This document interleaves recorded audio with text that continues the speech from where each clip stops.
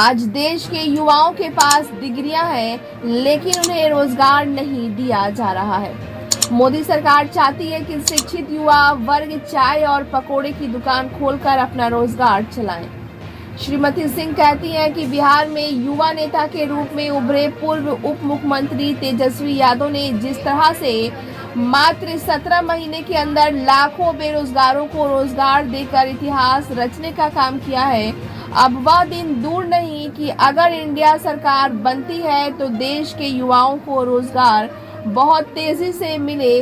उन्होंने कहा कि काराकाट लोकसभा क्षेत्र के प्रत्याशी राजाराम सिंह एक कर्मठ प्रत्याशी हैं। इनका चुनाव जीतना बेहद जरूरी है ताकि पार्लियामेंट में ये सांसद बनकर पहुंचे और अपने क्षेत्र का विकास तेजी से कराएं। ब्यूरो रिपोर्ट, बिहार दर्शन। औरंगाबाद से आए हैं, मैं चाहूंगा कि साथी अपनी बात करें। आज के चुनावी सभा के अध्यक्ष और इस कार्यक्रम में हम लोग के प्रत्याशी को जिताइए। इसी के साथ मैं अपना वाणी को विराम देता हूं। जय हिंद, जय महागठबंधन।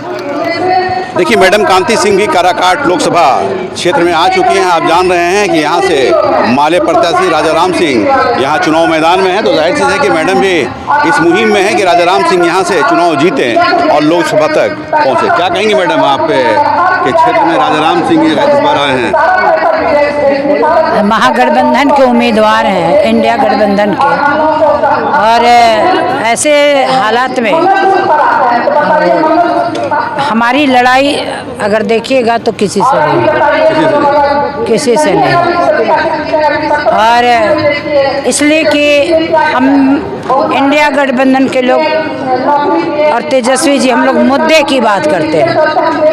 हम जनता के लिए मुद्दा लेकर के आए हैं ताकि हमारी जनता को रोजगार मिले, अच्छी शिक्षा मिले, अच्छी चिकित्सा मिले, महिलाओं को न्याय मिले और किसानों को एमएसपी लागू किया जाए। और ख़ास तौर पर जनता को इस बात के लिए इसलिए भरोसा है कि 1 करोड़ रोजगार देने की बात जो हमारे तेजस्वी जी बोल रहे हैं, वो इसलिए उस पर इन पर भरोसा है कि 17 साल बनाम 17 महीना में 5 लाख लोग को रोजगार देकर के उन्होंने साबित कर दिया।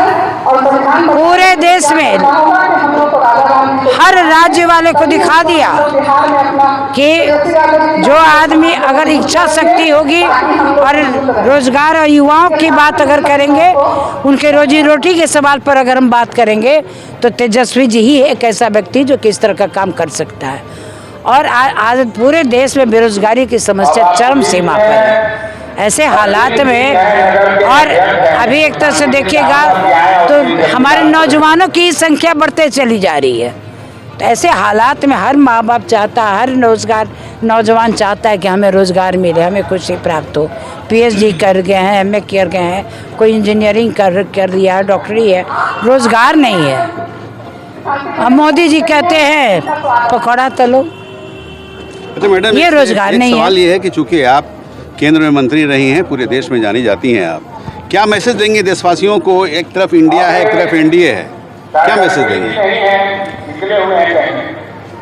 एक तरफ तो इंडिया है, इंडिया ही रहेगा और इंडिया की जीत होगी। और संवैधानिक जो हमारा संविधान है, जिसको बाबा साहब भीमराव अम्बेडकर ने बनाया था बड़ी सोच समझ करके, और हर समाज हर तबके के लोगों को आरक्षण भी दिया था। इनके लोग कहते हैं कि आरक्षण को हम समाप्त कर देंगे। अरे भाई, गैर बराबरी को दूर करने के लिए आरक्षण को दी जाती है और सामाजिक आधार पर उनको आरक्षण दी जाती है। और इनके लोग कहते हैं कि हम इन लोग के क्या आदमी, इनके लोग कहते हैं हम 400 पर किस आधार पर कहते हैं? कौन सा अपने मुद्दा को लेकर के आए? एक अग्निवीर उन्होंने लाया, एक योजना लाया था अग्निवीर, और अग्निवीर में क्या किया? मात्र 4 साल के लिए हमारे युवाओं की जिंदगी को बर्बाद करना चाहते हैं। ना उन्हें शहीद का दर्जा दे रहे हैं और ना ही उनको उनको ना कोई पेंशन निर्धारित करेंगे, तो वो भी फ्लॉप कर गया। हमारी सरकार आएगी तो 1 करोड़ लोगों को रोजगार देगी, हमारे किसानों को MSP लागू करेगी, हमारी महिलाओं को साल में 1 लाख रुपया देने का काम करेगी। और ये अग्निवीर जो योजना चली आ रही है, इसको समाप्त करके जो रेगुलर नियुक्ति होती है उसको रेगुलर नियुक्ति करने की बात है।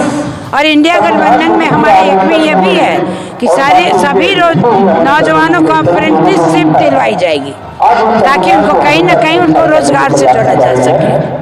एक चर्चा बहुत जोर की है कि इस बार NDA की सरकार बनेगी तो संविधान बदल लिया जाएगा, इस पे क्या कहेंगे? उसी की तो लड़ाई है। 400 पार की जरूरत क्यों पड़ रही है? आप संविधान क्यों बदलना चाहते हैं? आप लोकतंत्र को खत्म करना चाहते हैं। लोगों के पास आज जो आज़ादी है, बोलने की आज़ादी है, जो कार्य करने की क्षमता है, आप लोकतंत्र को समाप्त करना चाहते हैं। आपने राजतंत्र की बात कर दी है। तो ये देश हमारा संविधान से चलता है और संविधान पर ही हमारे देश में सब चीज काम होती है और आप लोकतंत्र पर कोई हमला नहीं कर सकता है और हमारे हालात नहीं है जो कि बदल सके। देखिए, डॉक्टर कांति सिंह हैं और जान रहे हैं कि इनका कहना है कि जिस तरह से संविधान बनाने की चर्चा चल रही है, कोई माई का लाल नहीं है जो संविधान बदल सकता है। जाहिर चीज़ है कि जिस तरह से तेजस्वी यादव ने एक नहीं लाखों लाख उन्होंने जॉब देने का काम किया है, युवाओं को जॉब देने का काम किया है, तो निश्चित तौर पे आने वाली सरकार तेजस्वी यादव को नहीं भूलेगी और कहीं ना कहीं इंडिया की सरकार इस बार बनती नजर आएगी। बिहार दर्शन से असलम परवेज।